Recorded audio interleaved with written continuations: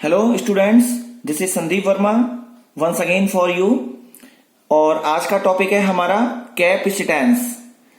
Students, capacitance is generally known by the ability to store the charge and energy.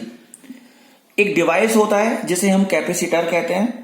Capacitor में जितनी ज्यादा energy और charge store होंगे उसे हम कैपेसिटेंस कहते हैं। Students, we all know that general formula of potential is V equal 1 upon 4 pi epsilon naught Q upon R. Basically, we can say that if amount of Q increase, then amount of V also increase. That's why amount of potential directly proportional to charge, और हम कह सकते हैं charge का amount potential के भी directly proportional to होगा। So Q equals CV, where C is capacitance, C is a constant, and this is known as the capacitance. Students, by this formula we can say that C equal Q upon V. हम कहीं भी capacitance find करें, किसी भी condition में capacitance find करें, हमें C equal Q upon V formula ही हर जगह यूज करना पड़ेगा, चाहे हम किसी भी कंडीशन में फाइंड कर रहे हैं।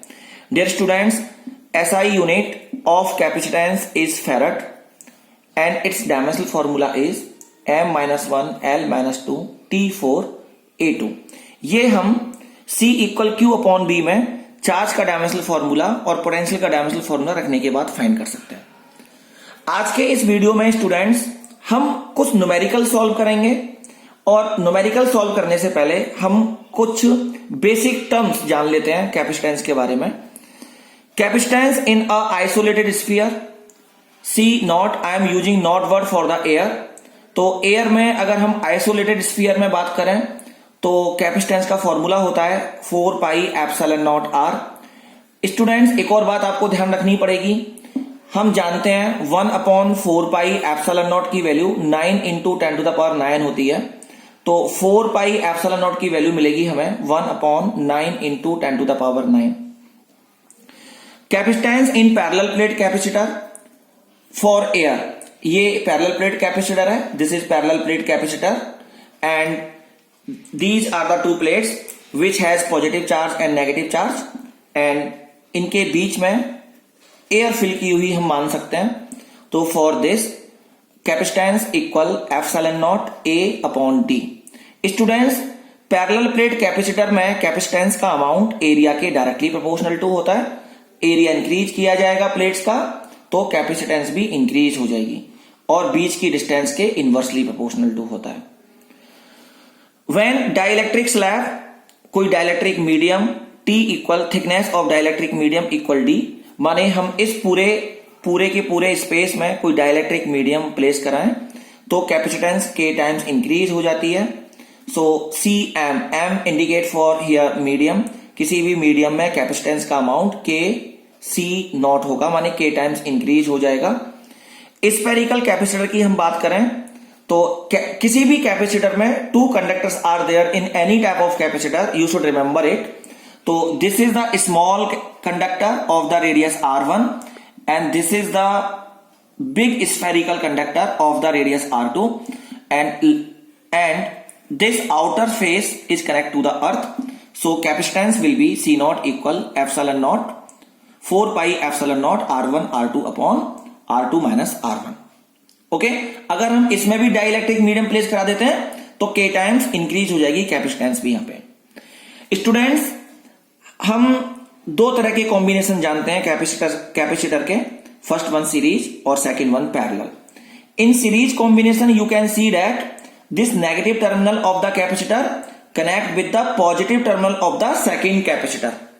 तो ऐसे ही सेकंड अगर हम और ऐड करना चाह रहे हैं तो सेकंड कैपेसिटर का नेगेटिव टर्मिनल थर्ड कैपेसिटर के पॉजिटिव टर्मिनल से कनेक्ट होगा, और ये जो आउटर एज हैं, आउटर प्लेट्स हैं कैपेसिटर की, ये बैटरी से डायरेक्ट कनेक्ट होते हैं।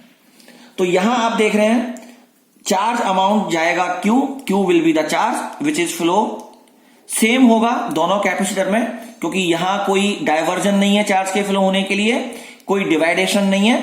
दैट्स वाई दोनों कैपेसिटर में चार्ज कांस्टेंट रहेगा। यहां मैंने लिखा है Q की वैल्यू सीरीज कॉम्बिनेशन में कांस्टेंट रहती है और पोटेंशियल का अमाउंट वेरी करता है कैपेसिटर टू कैपेसिटर। ओके, और जितना भी एक कैपेसिटर पर पोटेंशियल आएगा, दूसरे कैपेसिटर पर पोटेंशियल आएगा, उनका सम बैटरी द्वारा प्रोवाइड किए गए पोटेंशियल के इक्वल होगा। So V equal V1 plus V2 for the series combination.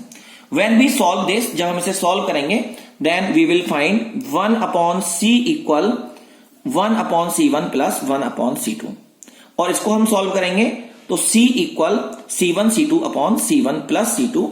इस फॉर्मूले को हम मोस्टली यूज करते हैं कैलकुलेशन करने के लिए, और ये सीरीज कॉम्बिनेशन में कैपेसिटेंस निकालने का फॉर्मूला है। Students, now parallel combination. आप देख सकते हैं in parallel combination both the positive terminal of the both capacitor connected directly with the positive terminal of the battery and both the negative terminal connected directly with the negative terminal. So here potential remain constant. You can see here potential remain constant, but here charge आएगा q amount of charge, लेकिन यहाँ junction मिलेगा, diversion मिलेगा, तो some amount of charge that is q1 and some amount of charge that is q2, ये charge यहाँ distribute हो जाएगा। रिमेंबर दैट चार्ज और करंट दोनों जंक्शन पर जाकर डिस्ट्रीब्यूट होते हैं, तो यहां Q1 चार्ज और Q2 चार्ज, कुल मिला के जितना चार्ज बैटरी ने प्रोवाइड कराया था उतना ही चार्ज बैटरी पे वापस आ गया। तो यहां क्या होता है, total charge provide by the battery equal sum of the charges on the each capacitor. When we solve this, so we will find C equal C1 plus C2। Okay, ये formula series के लिए, ये formula parallel combination में। स्टूडेंट्स, एक और बात आपको याद करनी पड़ेगी, पैरेलल कॉम्बिनेशन में कैपेसिटेंस ज्यादा होता है और सीरीज कॉम्बिनेशन में कैपेसिटेंस कम होता है। Now move on the next topic, that is energy. हम बात कर रहे हैं ability to store the charge, ability to store the energy. तो अब हमें एनर्जी मिलेगी, कैपेसिटर में कितनी एनर्जी स्टोर हो सकती है, that is half CV square. Half CV square is the amount of store energy in the capacitor. हम V और C की वैल्यू पुट करने के बाद फाइंड कर सकते हैं U equal Q square by 2C, एक फॉर्मूला मिलेगा, और हाफ QB। हम कोई भी formula according to given value we have to put. Now energy density. Students, board के लिए बहुत इंपॉर्टेंट टॉपिक है energy density. So energy store in per unit volume, this V is the volume. So after putting the value of U half CV square and V, what is V? V is the volume. Volume is area into distance. तो जब हम ये values put कर देंगे, then we will find half epsilon naught E square. This is the energy density, energy store per unit volume. Now अब हम move करेंगे numericals की तरफ। अब मैंने कुछ इंपोर्टेंट न्यूमेरिकल्स लिए हैं जो बोर्ड के पॉइंट ऑफ व्यू से बहुत ज्यादा इंपॉर्टेंट है। स्टूडेंट्स, नाउ अब हम मूव करते हैं न्यूमेरिकल्स की तरफ। तो ये पहला numerical, you can see this is the first capacitor C1 of capacitance C1, second capacitor of capacitance C2 and third capacitor of capacitance C3। ये कुछ ऐसे कनेक्टेड हैं। पॉजिटिव टर्मिनल हम नहीं कह सकते कि अभी पॉजिटिव है नेगेटिव है, बस फर्स्ट टर्मिनल यहां C2 के सेकंड टर्मिनल के साथ कनेक्ट है, C2 का फर्स्ट टर्मिनल C3 के सेकंड टर्मिनल के साथ कनेक्ट है। स्टूडेंट्स, यहां हमें कॉम्बिनेशन फाइंड करना है। हम सब जानते हैं, अगर मैं सीरीज कॉम्बिनेशन की बात करूं तो फर्स्ट कैपेसिटर का नेगेटिव टर्मिनल सेकंड कैपेसिटर के पॉजिटिव टर्मिनल के साथ कनेक्ट होना चाहिए, तो हम सीरीज मानते हैं। और दोनों कैपेसिटर के पॉजिटिव प्लेट दोनों एक साथ कनेक्ट होने चाहिए, तो वहां हम पैरेलल कॉम्बिनेशन मानते हैं। यहां थोड़ा डिस्कस कर लेते हैं। अगर हम इस टर्मिनल को पॉजिटिव टर्मिनल, इस टर्मिनल को नेगेटिव टर्मिनल, इस टर्मिनल को C2 के फर्स्ट टर्मिनल को पॉजिटिव और इसको नेगेटिव, C3 के फर्स्ट टर्मिनल को पॉजिटिव और यहां नेगेटिव टर्मिनल अगर एज्यूम कर लें, तो हम देखेंगे पॉजिटिव और पॉजिटिव तो कनेक्ट हैं, माने फर्स्ट कैपेसिटर का पॉजिटिव टर्मिनल थर्ड कैपेसिटर के पॉजिटिव टर्मिनल के साथ कनेक्ट है, लेकिन सेकेंड टर्मिनल के नेगेटिव के साथ कनेक्ट भी है।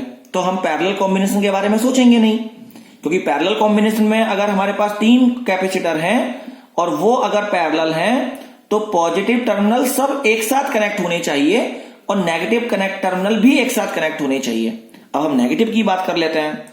हम यहां देख रहे हैं फर्स्ट का नेगेटिव और थर्ड का नेगेटिव तो कनेक्ट हैं, लेकिन C2 का पॉजिटिव के साथ कनेक्ट है। तो ये पैरेलल कॉम्बिनेशन की जो थ्योरी है अभी हमें समझ नहीं आ रही है, क्योंकि C2 के टर्मिनल्स हमें ऐसा लग रहा है शायद वो अपोजिट कनेक्ट हो गए हैं। तो हम क्या मानेंगे, हम ये मानेंगे C2 का ये नेगेटिव टर्मिनल होगा और ये पॉजिटिव टर्मिनल होगा। तो आप देख सकते हैं all the positive terminals, first positive और यहां ये केबल ऐसे गई, सेकेंड पॉजिटिव और थर्ड पॉजिटिव। अब यहां कह सकते हैं all the terminals are connect, all the positive terminals are connect with one end, and here you can see that this is the negative of the C1, this is the negative of the C2, and this is the negative of the C3. They are also connect with one wire. This is blue color is wire. So this is the parallel combination. In parallel combination C1 plus C2 plus C3, ऐसा कोई भी आपको मिलता है arrangement तो वो कैसा होगा, पैरेलल कॉम्बिनेशन होगा। अब इनकी वैल्यू कोई भी गिवन हो सकती है, आप आराम से इनकी वैल्यूज पुट करके आंसर फाइंड कर सकते हैं। ना second question, this is C1, this is C2, थोड़ा डिस्कसिंग क्वेश्चन है। C3 and C4 and C5, यहां हम आइडिया नहीं लगा सकते हैं कि कौन सा टर्मिनल पॉजिटिव है, कौन सा टर्मिनल नेगेटिव है, बट आप इस कॉम्बिनेशन की हेल्प से सीखेंगे। Actually this is the arrangement of the 5 capacitor all students. यहां 5 कैपेसिटर हैं, C1, C2, C3, C4, C5। Actually इस अरेंजमेंट को कहते हैं हम लोग व्हीट स्टोन ब्रिज। क्या कहते हैं इसको हम, व्हीट स्टोन ब्रिज। और इस व्हीट स्टोन ब्रिज की एक खासियत होती है, जब ये ब्रिज बैलेंस होता है, कौन सी कंडीशन में बैलेंस होगा, when ratio of C4 to the C3 will be equal to ratio of C1 to the C5, या रेसिप्रोकल भी कर सकते हैं। मानो इन दोनों का रेशियो इन दोनों के रेशियो के इक्वल होना चाहिए, then we can say this bridge in the balance condition.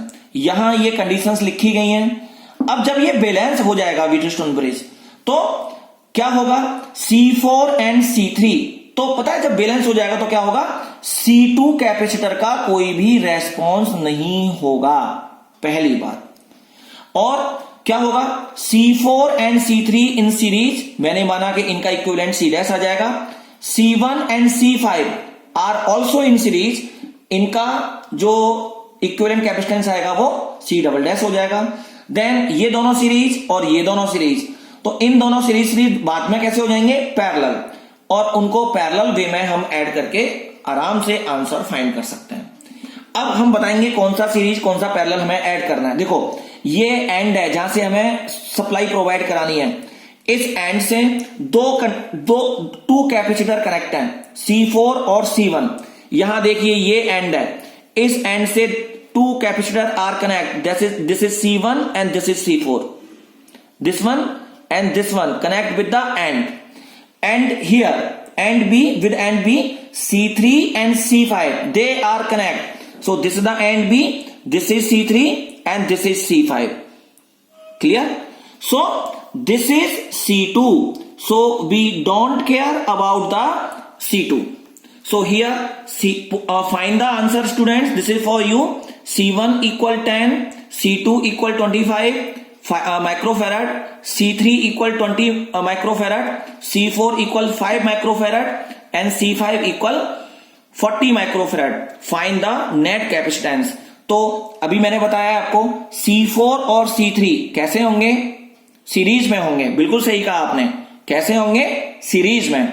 C4 और C3 ये सीरीज में है, तो C4, where is C4, C4 is 5 and what is C3, C3 is 20। When we solve this 5 and 20, then we will find 20 into 5 upon 20 plus 5, that is 100 by 25, 4 microfarad. Okay, and now I need, what I need, C1 and C5. This is C1. What is C1 here? C1 is 10 and what is C5? 40.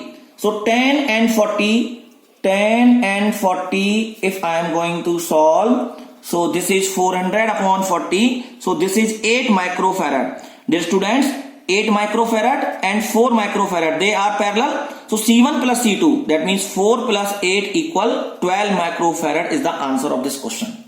So by changing the digits, अब हम C1, C2, C3 की कोई भी value ले सकते हैं और फिर आंसर निकाल सकते हैं. Now this is the NCERT question. Dear students, we have 2 more questions to solve. Here you can see in this picture and this is for you. तो आप अपने आप solve